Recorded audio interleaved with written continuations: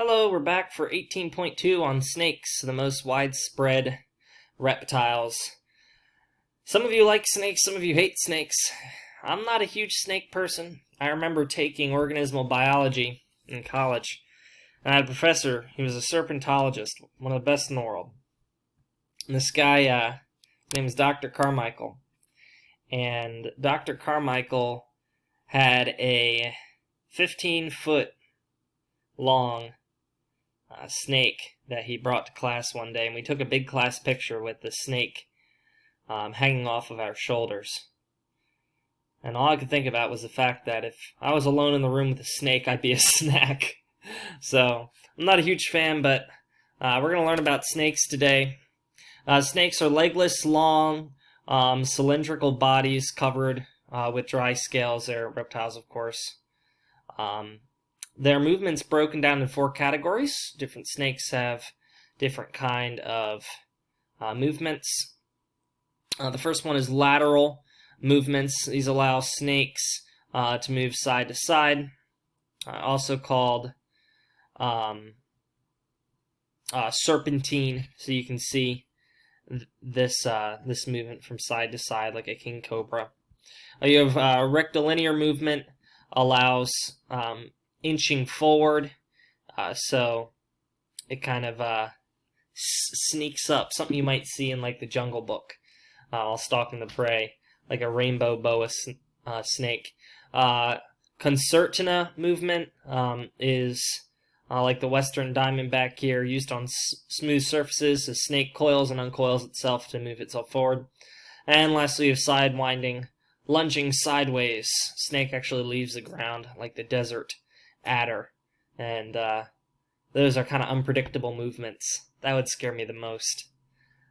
So, snake senses. Snakes have an eye on either side of their head for giving them wide field of vision. Even with this wide field of vision, most snakes are rather nearsighted, so they can't really see far away, which is probably a good thing. So the snakes, usually if you just keep your distance, they can't really do too much because they don't even see you. Snakes lack outer ears, so they cannot hear high-pitched sounds. However, they hear sounds transmitted through ground by what's called the quadrate bone. And so they have this bone through which they can feel vibrations in the ground, so they can actually more feel you than they can hear you or see you. A snake does have what's called a Jacobson's organ. Jacobson's organ is right here, and it's kind of connected to their tongue, and it will flick its tongue out to find scent particles, and when it is flicking its tongue out, it's kind of tasting the air to see what's around them. That's kind of interesting. 5 groups of snakes. First of all, a herpetologist is a zoologist who studies snakes. Herpetologist is actually just kind of a general name for a reptile studier. Serpentologist is for snakes, but anyway, our book doesn't really make that distinction. There's 5 different kinds. Blind snakes. Blind snakes are tiny, harmless, look kind of like earthworms. You have constrictors. These squeeze prey until suffocation occurs. Pythons, anacondas, boa constrictors. These are all constrictors. They will choke their prey and eat them after they suffocate. Nice, right? Colubrids are the largest category. Most are harmless, but they do have fangs for attacking. I'll be right back. Alright, I'm back. Elapids, number 4, have fangs and venom glands and vipers.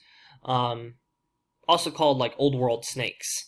They have unique senses with fangs that fold into their skulls. Sorry, corona. Whew. Anyway, those are the 5 different kinds of snakes. Snake venom. A short poem was told. Red on black, venom lack. Red on yellow, kill a fellow. So this is red on yellow. You don't want to go near that snake. That guy will poison you. And those who have red on black, they are exhibiting a phenomenon of symmetry where they can look like something even if they don't carry the venom, so things will stay away from them. And we can kind of tell. We can look at a snake and be like, well, that's poisonous. Whereas, let's say a bird or something, they won't be able to tell. They're just like, I'm not going to go near anything that's any color of red, black, and yellow. It is interesting that they carry that color scheme, and kind of a problem, I think, for evolutionary reasoning, right? Why would a snake's color scheme tell whether or not it is poisonous or not? How would they have developed that? I think that it might have been a color scheme given by God for us as to why, or more like as to how to help humans identify what's coming at them. A snake's venom is containing neurotoxins. They impede functions in the nervous system. A lot of times, if a snake bites you and it's venomous, it's not necessarily like shutting anything down. Like, it doesn't like kill your heart or anything, but what it does is it stops your nerves from contracting. Without nerves contracting, you can't move your diaphragm or your intercostal muscles. And when you can't move your intercostal muscles, you can't breathe because there's no vacuum in the lungs. And there's no movement of air in and out. And so a lot of times, snake toxin just stops you from breathing. That's not fun. A hemotoxin within vipers destroys clots red blood cells. So I was talking about that a little bit with the Gila monster, how it clots the blood cells. Hemotoxin does the same thing. And it clots red blood cells. I'm going to look this one up. Hopefully I'm going to find a little bit of toxin, red blood cells. Hopefully I'm going to find a better picture this time. Well, anyways, I actually have a couple of videos saved for this occasion. I didn't even think about it. That's why I cut out the video of me searching for something. Here's one. Then it's head. Here you go. iCloud tabs. I like it. And this is kind of cool.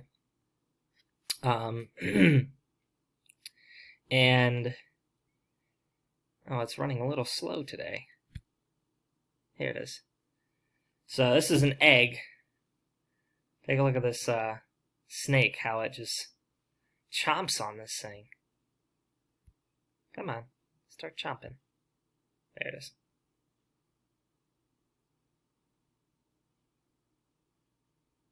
Really gives meaning to the whole mouth unhinged like a snake's. That's pretty cool. And it slowly digests it as it moves its way down its body. You can see that snake's doing just fine. That's pretty cool. And also, let's see. What? Thank you. The next one is what snake venom, there it is, does to your blood video on futurism.com. This is also very cool.